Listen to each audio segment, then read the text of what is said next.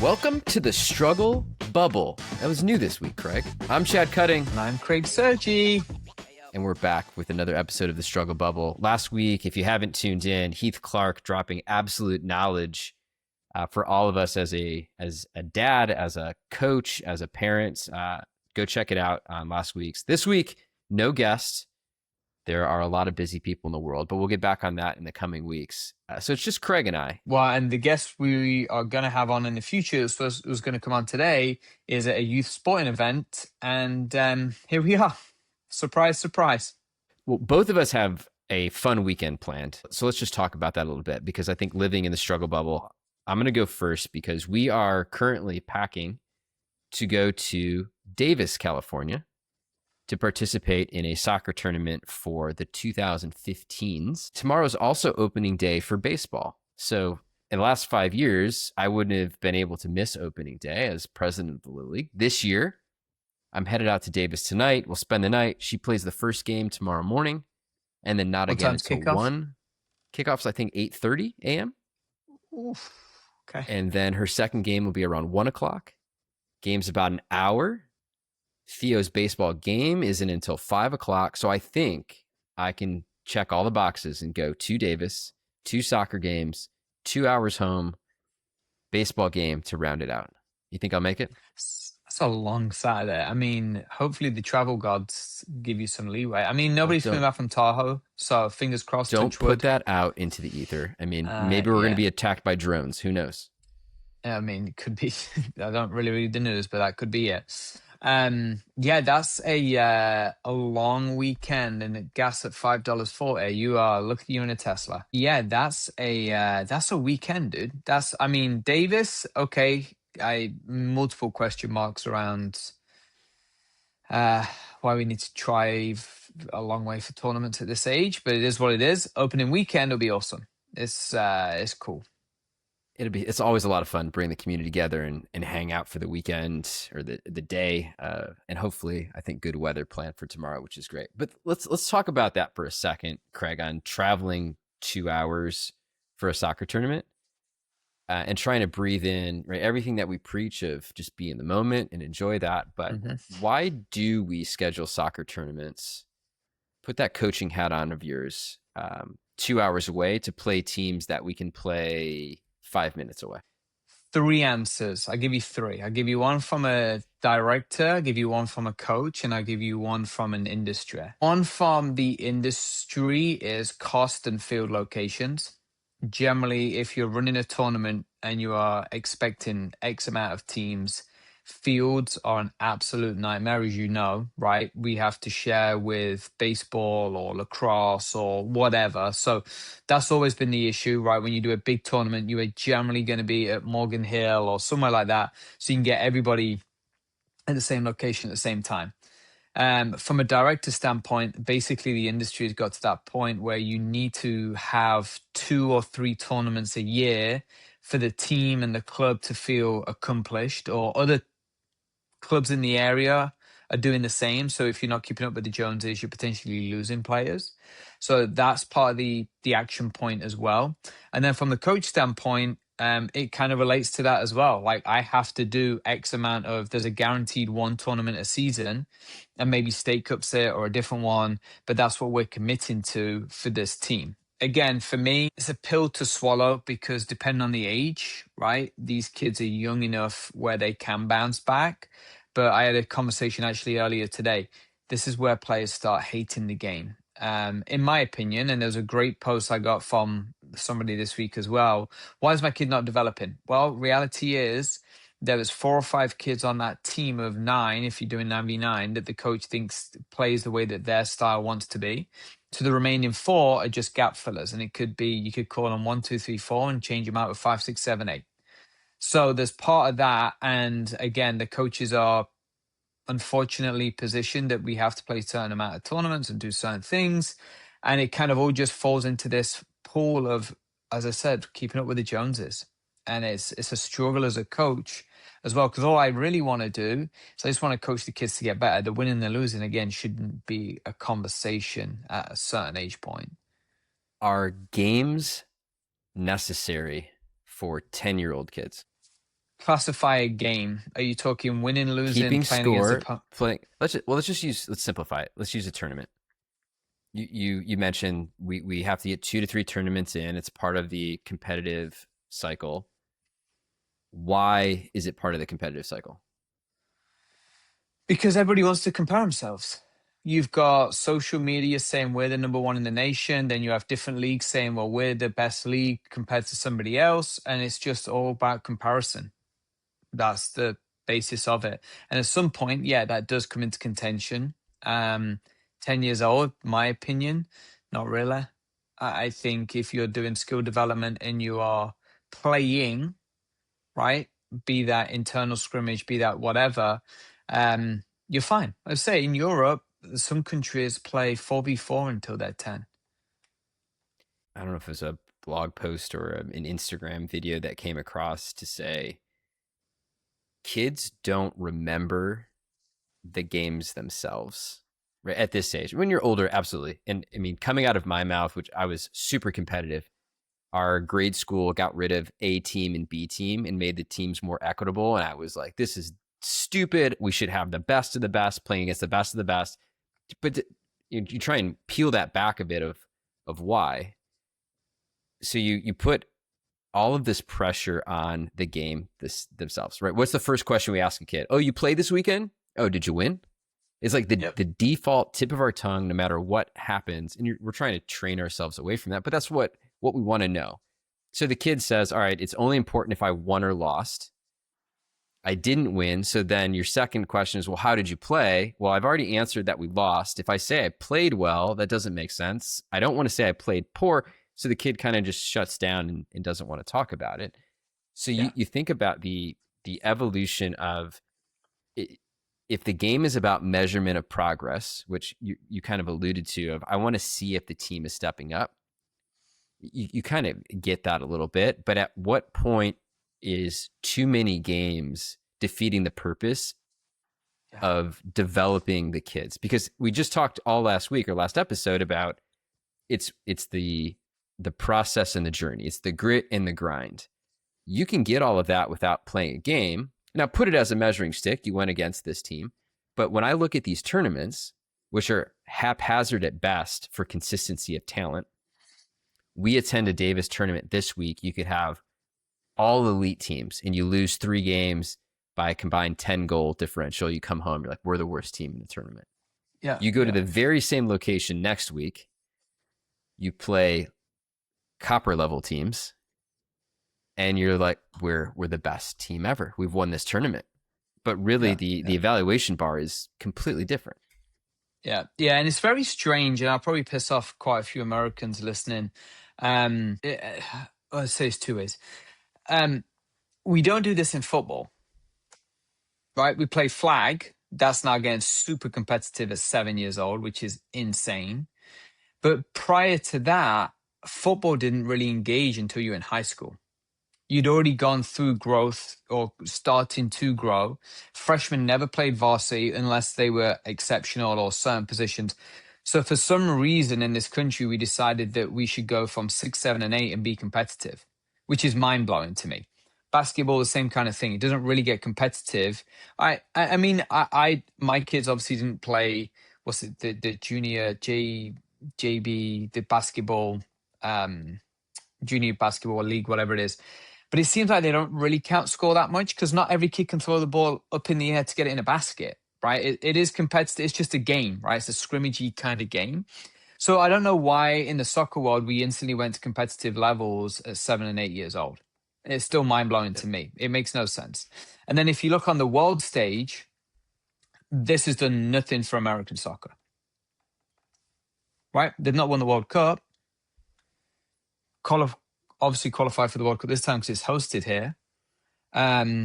American players in Europe for sure, but a lot of them went to the academy platform when they were 14, 15, 16 in general. And obviously England's not won since 66 either, but they built the best league in the world where everybody goes and plays at, right? And I have a friend whose kid just signed for Aston Villa. He's 8. I said, what's it like? He's like, it's great. I drop him off. Professional coaching. They're called the shadow team.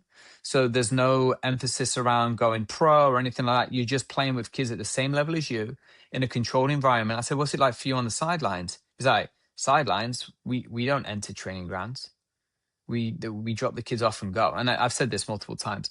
In Europe, it's totally different. If a parent starts barking about the coach or about how their kid's playing, the kid's exited from the club. They're not going to deal with that in that environment. And then when you're 16, you're a pro, right? You signed your YT forms, then you're classed as a pro, which again, we miss it. We're now pushing these 16-year-olds for D1 or GoPro or whatever. And the pressure and games that they're in, it is so wrong. They're lost in the game. And you've seen the high school team, the Lisa and I coach, those kids that were going to go D1 were going to go D1. Doesn't matter what logo they wear on their shirt. They were going to get seen. Right. So I look at it from a full complex now of I could have coached my kids from, and even Shawnee talks about this. Shakiris, Nico didn't play comp until he was 10 or 12. And I know Kai didn't play, and she took a couple of years out. Yeah. Right. So it's like the environment you put them in is going to express it through. So driving to Davis for a 10-year-old to play copper division or bronze or gold or whatever, it doesn't matter, to potentially get your ass kicked, to feel like crap. And then everybody goes, how did he go this weekend? I went, terrible. I'm a terrible player. I don't know if I want it. Like, dude, what are we doing? Like, you don't need to drive to Davis for that shit. No. Well, we'll see how it goes. I think using it more as like a mini vacation, just mentally putting it in a different light, right? It's not about a soccer tournament.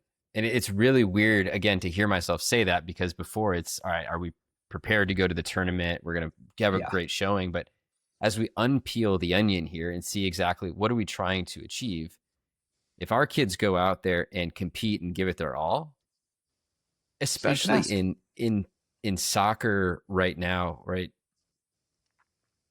Lex has played defense. She's been determined she's a defensive person when she was 6 years old, and that's the position that she plays.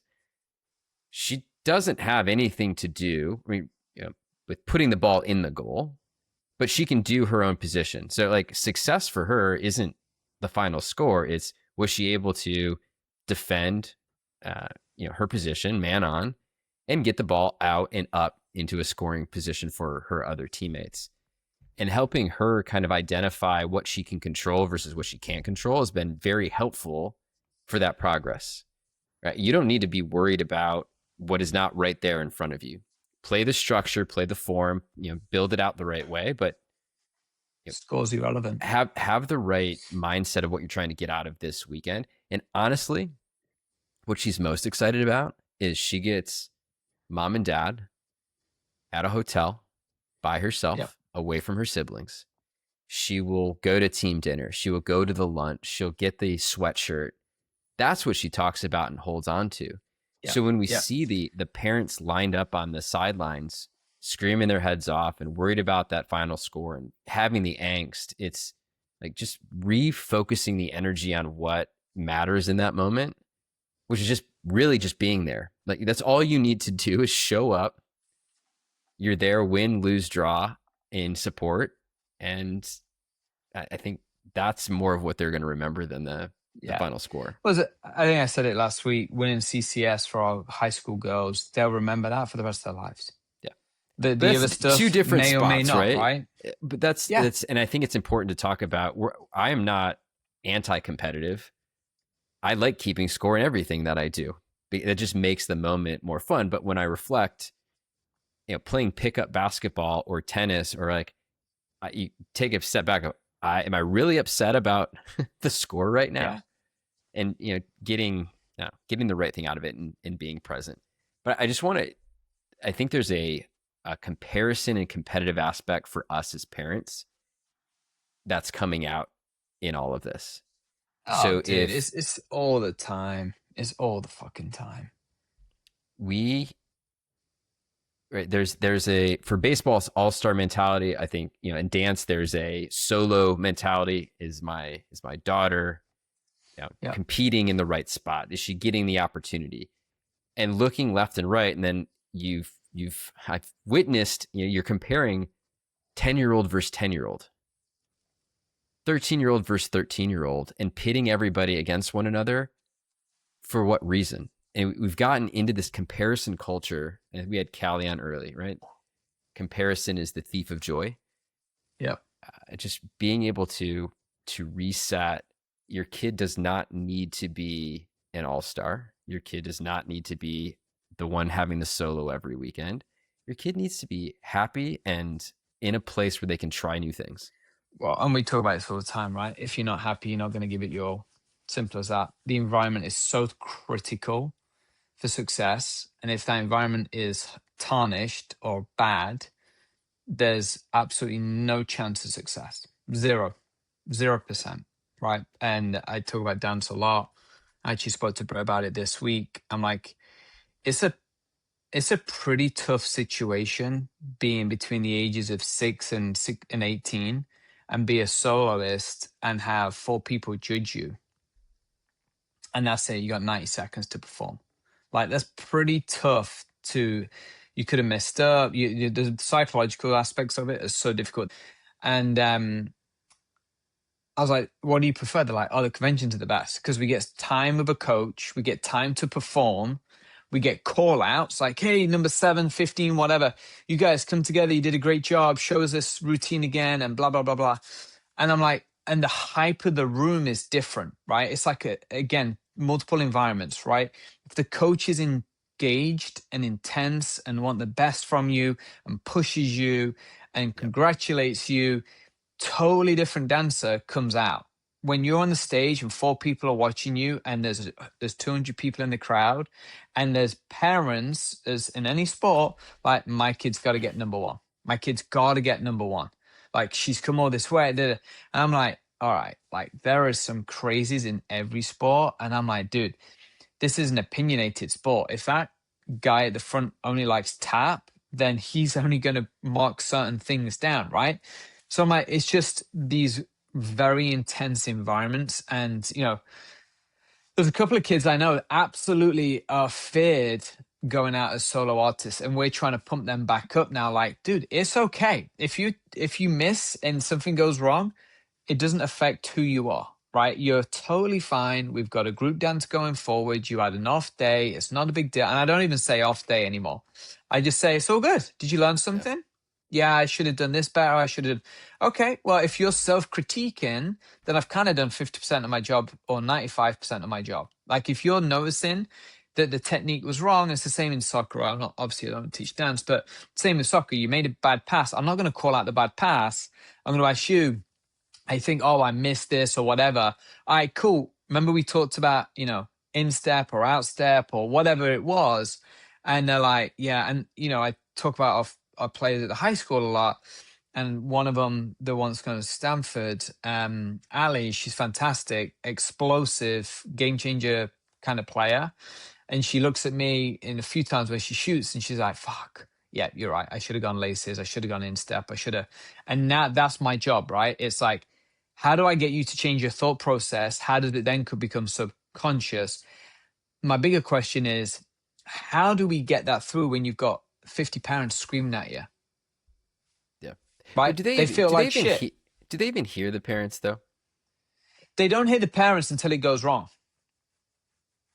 And then it's right. So they if have everything's the going self-doubt right, you hear creeps the in, joy. and then Then it accelerates, right? Because I should have scored. I know better. I should have gone in step. I should have moved the keeper. I should whatever. They miss and they hear this, which is natural, right? And they hear this, should have done. Why didn't she? All right, easy. Number one, probably 99% of you would never have got in that position. 99% of you would never have got around that defender. 99% of you would never have put that on frame. 99% of you would never have hit the goalkeeper. So you're critiquing the person that hits the 1% bracket, and she is, right? She's a D1 committed player. So she's in the 0.1% that actually got into that position to make that happen. Yep. So start looking in the mirror, because you should have been going, don't worry about it next time, right? You know the mistake. You know where you can beat the player now. You've learned something going through this failure. It's not really a failure. It's a coaching moment. It's a process. Now we go again, right? So that to me is, how do you It's impossible. And you're going to see it this weekend at soccer. You're going to see it this weekend at baseball. You're going to see it at every sporting event. Instead of just going, and I know you guys at baseball don't you do a quiet game? Don't you do that once a year? I wish Or we had a did you? quiet game. I think there was a league that tried it. It wasn't us. I wasn't. I mean, I remember somebody telling me about it. Um, and then, yeah, they were like, totally different game Yeah. because there was no one pumping kids up. There was no one pulling kids down. It was just as the game's going, right? The game will be the game. However you cut and divide this thing, the game's the game. And the reaction, yeah, it's totally different. So it's going to be interesting for you because Davis is going to be fucking intense, as you know. Well, the cool part is we get to go back to back weekends. So Lex will go up for a tournament that's planned, right? This is part of the 2 tournament cycle, and then Jackie will go up next week for State Cup, which will be we're treating it as a mini vacation, one-on-one with the kids, which is how it should be, right? We can spend that time. We can go there to support, and win or lose, we're cool, right? Just get better and have fun. Yeah, and we'll be better off for it. yeah. I mean, dude, you just building blocks. It's building blocks, right? She's learning and growing all at the same time. Yeah, it's opportunity for touch. It's an approach where she game style situation, but we're not applying any additional pressure. We just want her to be able to get the reps. And actually, like we mentioned this last week, but I want to go into detail here. Let's talk about getting reps. We had the game 2 weeks ago where our kids, right, we showed up, a 16-person roster, and we went and quarter by quarter getting girls into the game. Well, about 20 minutes left in game time, coach on the opposing team pulls the entire team off of the field because of his perceived a couple hard fouls. Right? They were called by the referee. Nobody was in physical danger, but it was a physical game, and his team did not like it. He didn't appreciate that it was physical, but you could tell from the time the game started until that last foul happened, something was going on. He was stewing. But then he just raises his hands and says, "Hey, I've seen enough. Girls, come off the field." As a coach, what would be the reason that you pull yourself off of there at all? And then if you're the opposing coach, how do you react to something as crazy as that happening? I mean, to me, it's a difficult one. I would only do that if there was an actual violent situation, or a parent runs on, like something completely abstract that you don't normally see every game. If he feels that the kids were endangered, as in safe there, then fair enough. But it didn't sound like it was just a physical game, right? Was there any red cards? Was there anybody physically getting hurt? They were playing within the game. There might have been a size mismatch on a couple, and you know how that kind of happens. You have 2 girls going for the ball. There's mass against mass, and somebody might be stronger, faster, bigger, and you have a collision. And in soccer, I mean, I'll admit I don't know the full rules. My takeaway is if you're making a play at the ball and make contact with the player before you make contact with the ball, that's a foul. If you make contact with the ball and then go through and into a player, it's nothing. Yeah. So it was just one of those incidental. I mean, it happened 2 or 3 times, but it just seemed like something else was stewing ahead of time where he used that as a reason to get off the field. Yeah, I mean, that could be, again, right? Going back to the early conversation, could have 4 teams. This could be his worst team, right? Doesn't want to be there. Is pressed into doing X amount of tournaments and games per year. Could have had a blow up with the club. Could have had a blow up with one of the parents. There's so many if, buts, and maybes around why. It's very strange, though. I've not seen it for years, and probably maybe once in the last 20 years I've seen a team pulled. And generally it's because it's normally older kids, and it's normally for violent acts, and parents are just like, yeah, I'm done, dude. Nobody needs to get punched in the face for any of this crap. And I've seen that before where a referee will just not have control of the game. 2 very aggressive teams, there's dangerous play, and they're not able to tamp it down. This wasn't the case. This was just girls playing hard. Yeah, that's also super disappointing. Like, I don't want to ask what team it is, but that's super disappointing because all you're doing is stealing the game away from the players, right? If it wasn't super violent and or whatever, that's just stealing the game away from the players. And you go back to, unfortunately, again, I go money, money, money, dude. Like, again, these coaches are maxed out. There's a load of shit going on in the background, and they're doing too much. They've got to do it, and they're just done. There a lot of coaches I know now are at breaking point. It's And just not that's healthy. no, it's sad. But I mean, going back to the main point that we're trying to make is put the right metric in front of you of why you're out there. Dude, I So talk that about this all the time.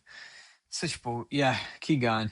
no, just you're out there to have kids play soccer and get touches on the ball, get the experience. If that's your goal, it's like, all right, yeah, this is a hard game, right? Instruct the girls like, hey, they're playing a little bit more physical. So here's what we do when we're going against a more physical team. Because you're going to have those games where you're the most physical or the other team's the most physical, and you need to adapt. So it's a teaching moment. Yeah. Oh, do you need to get that? No, the only person who gets through when I'm on focus mode is the wife. So Oh, you're here busted we now, go. Brit. Sorry, there's only a few minutes left. Uh, but that's so, and then that it took that opportunity from his team away. It also took it from our team away, who were trying to sit there and go through and learn. And the game was within a couple goals at the time. It's not like it was one of those 10-0 routes that it's like, oh, this is awful. Let's get out. We're outgunned. Let's say it's stealing the game from the players, right? And I go back to the core of why some people coach and some people shouldn't coach. If you're doing it for the money, good for you, but you need to go on the collegiate path. And then Yeah. from the collegiate path, you need to try and get to the pro path, right? And everybody starts somewhere. You're going to have to start. You've heard me say this before. I still don't understand why the best coaches are trying to coach the best teams. I do get it, obviously, to a certain point. Yeah. If you're coaching ECNL or anything like that, there's a regulation that you need to be a certain qualified coach. I get that, right? And I get that with a caveat because what they want is the highest level coaches, but the highest level coaches means you've been coached to coach 11v11, right? So you're keeping the level at a certain point that I know how to play against a 4-4-2 with my 4-3-3 or whatever, right? It's more tactical awareness to keep that level where it should be. I get that. For me, and my friends that I know in Europe doing this, a lot of them are at the foundation phase. And that is where the kids are raw, need technical awareness, and need all that training to get them to that next level. So I think we've got things a little bit flip-flopped around, but you can have both. Those, again, if you're in it for the money, you should be trying to do that foundation phase, ECNL, get to the pro level. If you're doing it for the love of the game, this guy obviously isn't because he's pulling kids off the field. Yeah. Train, get better, win or lose, it's irrelevant. Did you do something good in the game? Yes, we did. What can we work on? We need to figure that out. No problem, blah, blah, blah, right? Again, coming straight out of the high school season, we're there to win. So sorry, some kids didn't see a lot of game time, but our goal was to get to CCS final, which we did.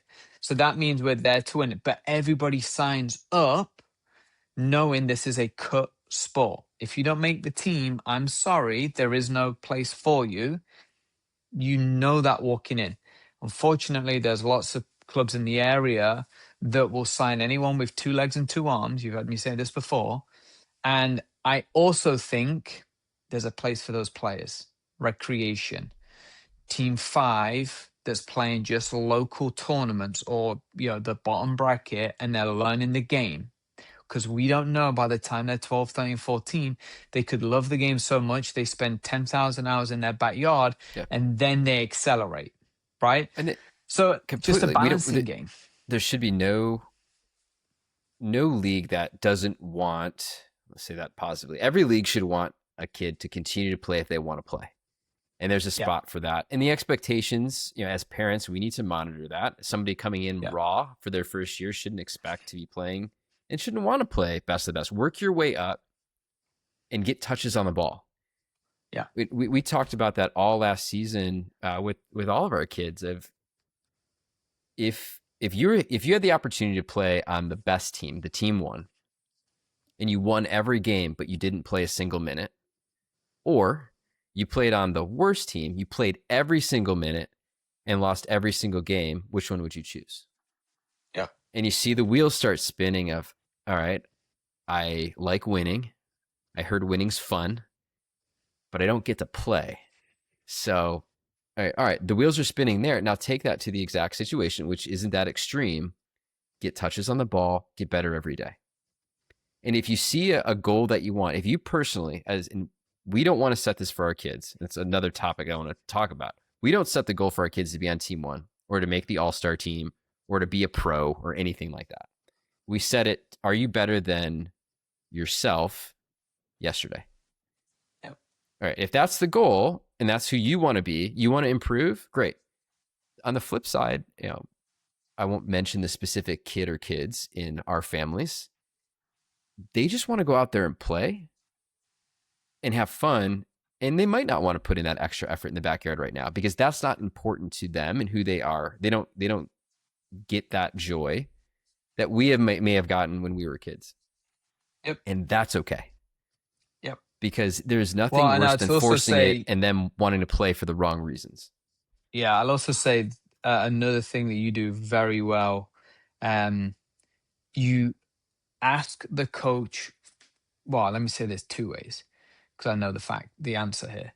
You tell your kids to ask the coach what I can work on, not you. You don't intervene, right? If you want to know something, put your big girl pants on or your big boy pants and go and ask the coach. They'll respect you way more. Hey, coach, what else can I work on? Whatever, right? Yeah. And one thing, again, that kind of ruins the sports for me in this country a little bit is the pay to play. Parents have a voice, and that voice gets in a lot of coaches' heads, and now players are moved around teams that I don't think is right. Yep. I think you have to deserve the chance to go and play in that team by showing, right? And I get really mad, and this one thing does really piss me off a lot, when parents complain, they go to coaches and they go to directors, whatever. But I'm like, hold on. I need to see you committed to your team too, and being the best player in team two, and committed to your team and your teammates in that team before we have the conversation about team one. And by the way, I'm not just going to invite one player from team two to team one. There's a group of you. There's 3 or 4 or whatever the number is. And the second team coach needs to be okay with, my job is to get you to the team one, the next level. We combine, we watch, we see if you're coachable, we see the position awareness, all these different variations that are needed. So I get really frustrated and angry and pissed off when I see players moved, which I don't think they really deserved, and deserves the wrong word, but the kids may be trying their ass really hard to get to that level. They're just not there. But then somebody intervenes and pushes them forwards.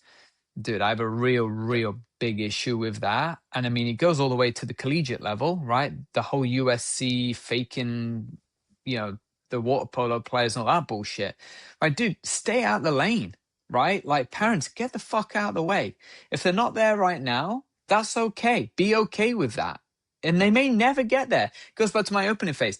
Those D1 players that we had at high school were always going to be D1 players. Doesn't matter what shirt they were wearing for their club. They would be spotted, guaranteed. Yep. I think the first part of just advocating for yourself, there's signal in that. And we tell our kids all the time, if you want to know something, go ask. If you don't feel important enough for you to go ask, then it's not that important to you. I'm not going to go do it because it's not important to me. Right? We've made the decision as parents. It's important that you are giving maximum effort to anything that you're doing and improving against yourself. And if you want to be on the next team up or a starter on that team, go advocate for yourself and get feedback. And I think this, where we always come back to, is that feedback feels like a threat to too many people.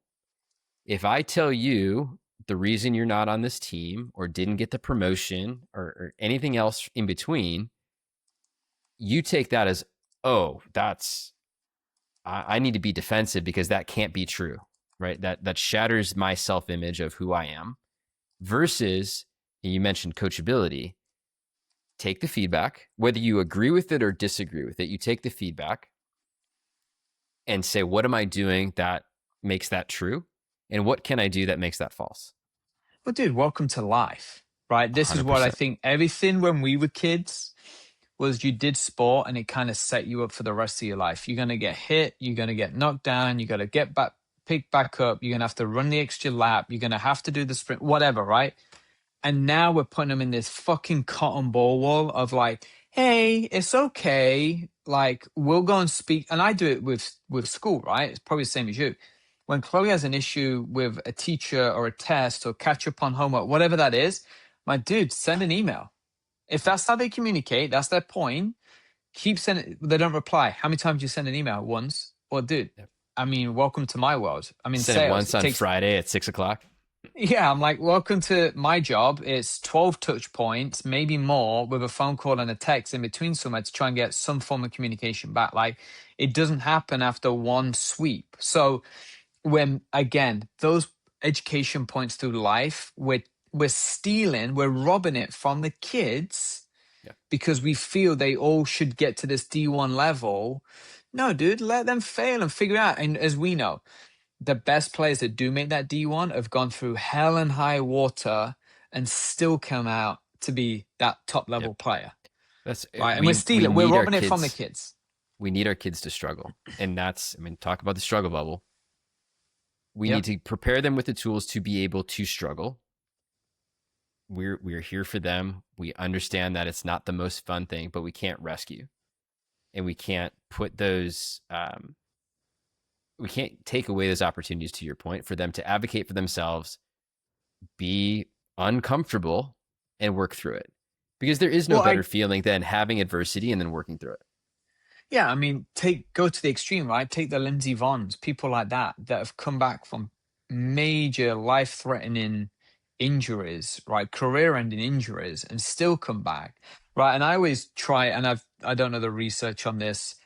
I'm spitballing with you, but I wonder how many people got serious injuries, had an issue with medication through coming back, and then never saw the field again because potentially them growing up, they were protected too hard. They didn't have to go through the hard things. So when they got a major issue, they just fell off the wagon. I'm sure the numbers are terrifying, to be honest with you. I know a lot of ex pros that one big injury, fell off the wagon, Yeah. and that's it. They never come back. It's not even, I mean, injuries, absolutely. And then in addition, you're not going to be an athlete forever. And that kind of hits you in the face if your definition of self is I am a soccer player, I am a baseball player. Well, for the 0.1% of you that get a sniff at professional, congratulations. You've been able to do that. And then when you're our age, Craig, you hit your 40s, then who are you? Do people remember you for being that great teammate, always there for them, able to grind, and then want to hire you at that next job?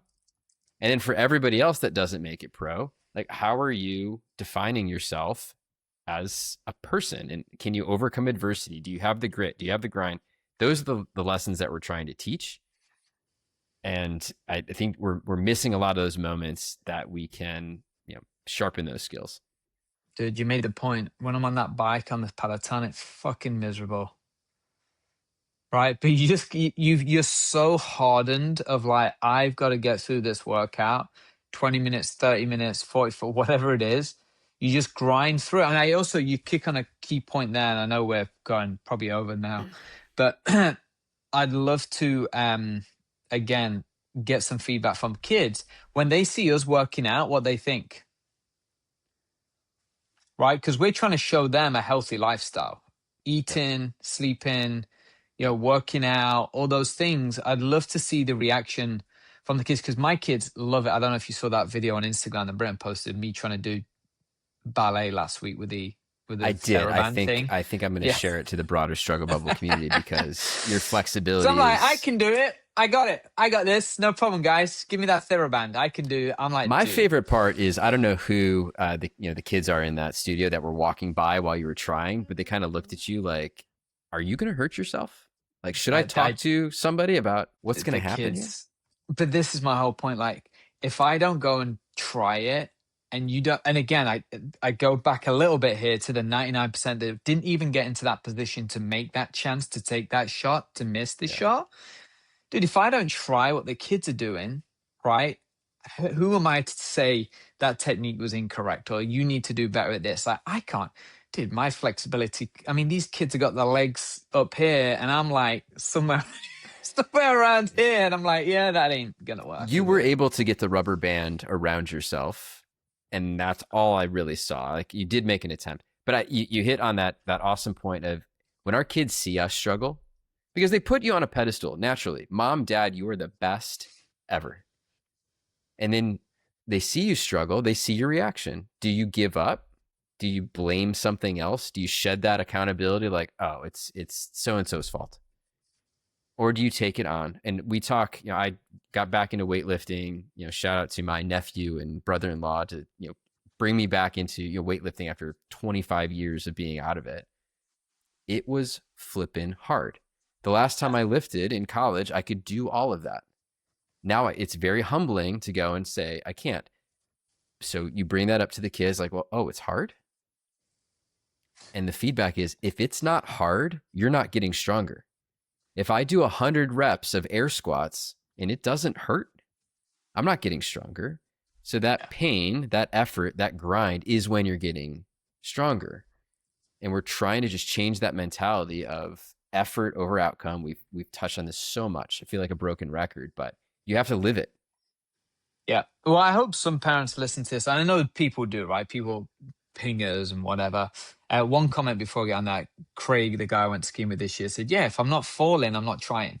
I'm like, well, yeah, my 42-year-old bones may say different, but yeah, I hear you.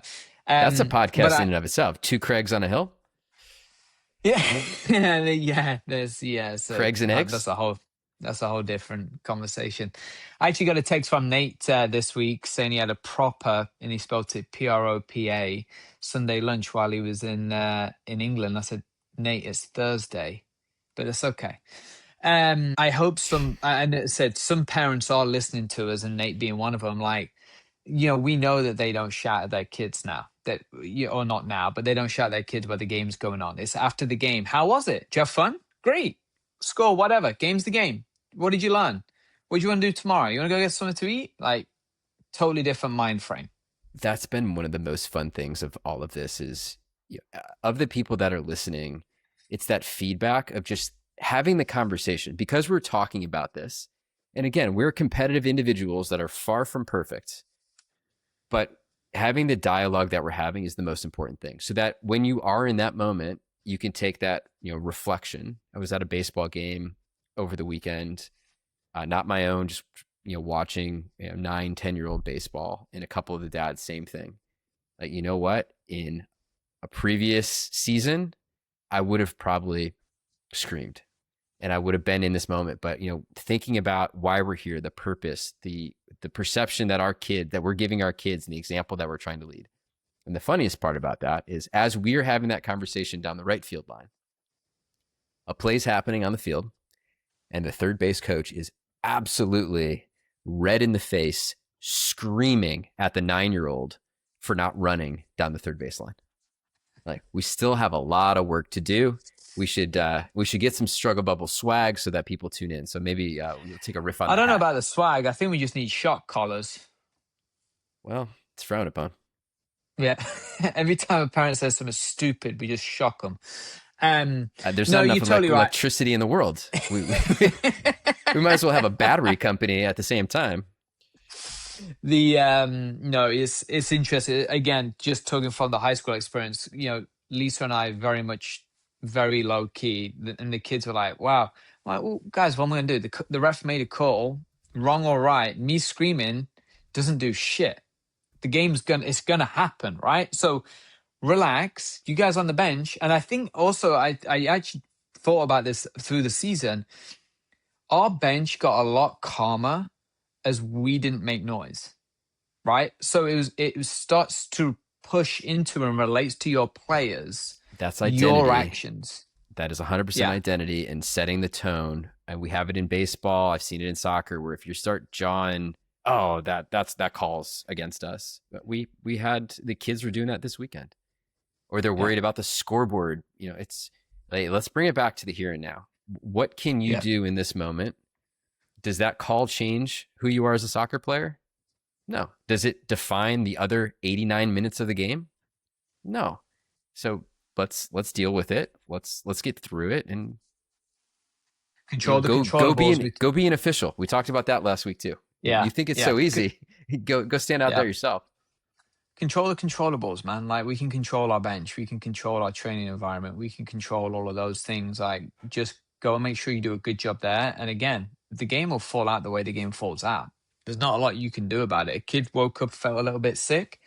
What can you do about that? There's nothing you can do. And they do the best they can in the situation. But again, you're going to lose that 9-year-old. The guy's face screamed at by the time he's 12, because who wants to be in that environment? No. Right? How many, we talk about quiet quitting in the workplace. How many people just walk away from managers that are assholes that they don't want to deal with for the rest of their life? And you, at the beginning of every season, I had, with the Little League, I had made that point of, you don't know which moment is going to bring them back for another season or cause them to quit. Yeah. So you need to treat all of those moments the same way, with the same level of grace, so that you don't create a moment that is the reason. Because that coach might have screamed just one time, knowing the situation. Probably not. There's probably a lot of it. But even if his intention, which I don't think it is, his intention isn't to yell or be loud or to scare anybody. But that might be the only thing the kid remembers. Coach didn't make me feel good. I'm done. This is no good. Or, hey, after that game, when I thought I made the big error that cost our team, coach came over to me and said, shake it off. You played a fantastic game. I'm not worried about that at all. Thank you for your effort. And realizes, and just on that, we had a couple questions come in, or comments. There's a consistent theme of kids looking to their parents when they make a mistake. Oh, dude. It happens with some goalies that I'm seeing. It's happening with the baseball field and at bat, on the pitcher's mound, the eyes that just keep going. If you don't want your kid to do that every time, because it can happen for two reasons. One, they could be legitimately scared, right? They don't feel comfortable, and you're there smiling. That can calm them down. That's not the look that we're talking about. It's the mistakes of, oh man, I feel like I'm disappointing you. So you look over and like, am I disappointing you? I'm sorry. That's what I see in those sad puppy dog eyes. Yeah. Reinforce that you're proud of them and enjoy watching them play, period. If that's all you say. 100%. And the other thing that I think a lot of people miss, in exactly that mind frame of, how do you then support them? Right? Like, I fucked up. I'm looking at you. You're probably pissed, whatever. Like, that's the relationship you've built in those situations and environments. Just take a step back. All right, they fucked up here. How do I help? Right? Let's go in the backyard and throw that ball 10,000 times, the one you just missed, until that never happens again. But don't speak like that. Don't talk like that. It's just play. It's just play. Right? And I talk about it all the time in the dance situation, right? These dances and all the shit that my kids do. I'm like, anybody part of our studio that wants to go in and practice on their own, give me a call. I will open that studio up at any time of the day. You are more than welcome, and you can go and practice in that environment all the time. And that's what we're trying to grow and breed, right? Of feel comfortable being uncomfortable. And if we can get that, dude, you're winning all day long. All day long. Don't be afraid to take chances. Don't be afraid to make mistakes. You've got the trust network. And then when you want to get better, and that's when our kids come home and say, Dad, how do I get better at this situation? How do I get better at that? Then I can offer all of the guidance.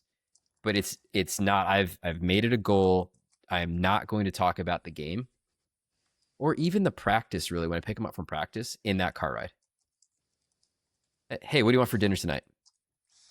Hey, let's go do this. Hey, I was thinking about this other thing today, completely unrelated, and take the entire stress of it away, because the more we hyper focus on the results driven culture, the worse they're going to perform. Wow, dude, and I know we got to wrap up, but we can get into like my kids. This is Friday, and it will get they're missing school because of dance today. Okay. Ooh, we don't have to admit that, Craig. We could have recorded after school. But I hate that if they miss a test, they instantly go to an F. And we're trying to, in the background as parents, say it's middle school. It is what it is. You got to make up that work. You still got to do it. Right? Still got to make it up. But I hate that we instantly punish them all the way to an F because they missed something. Like, dude, that's not the way the world works. Let me tell you, if I miss my credit card payment, I just get a fine. I don't get my credit history down to the fucking bottom. So why are we getting these kids instantly missing something and going to an F? Like, what are we doing to them psychologically with that? This sounds like a great opportunity to make a call out. If you know an educator in the Santa Clara County that wants to be a guest in the Struggle Bubble, please reach out to Craig@thestrugglebubble.com. No, don't reach out to me. Don't reach out. I don't want to talk about education. It's not my favorite. Well, the one thing I want to talk about is who you're typing to while we're having this podcast, and is Brittain okay? Yeah, just the crazy. It's crazy. We're at a competition, and it's like all hair's on fire. Hopefully not on fire because we're using straightening irons. No, they are competing at their solos go on in an hour's time. So she is like, "Where are you?" Well, let's use this opportunity to wrap up this episode of the Struggle Bubble. As always, you can find us on Instagram, the Struggle Bubble Pod, and all these videos are hosted on Spotify and YouTube. If you want to see Craig and I live and in living color. If you have a topic that you want to hear covered, please reach out to us. We're having a lot of fun. Hope you are too. See you next time.